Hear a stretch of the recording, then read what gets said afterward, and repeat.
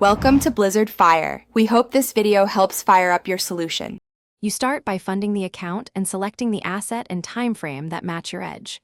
Once done, calculate how much you risk, 1% to 2% of your balance or a fixed dollar amount.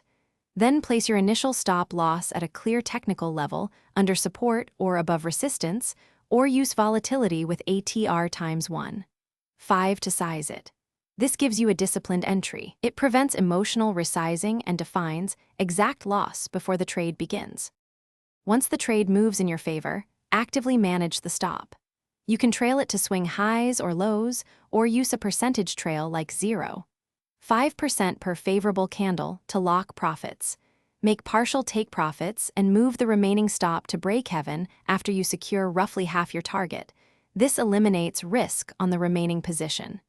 Do not widen stops to chase recovery, because that increases position risk and breaks your edge.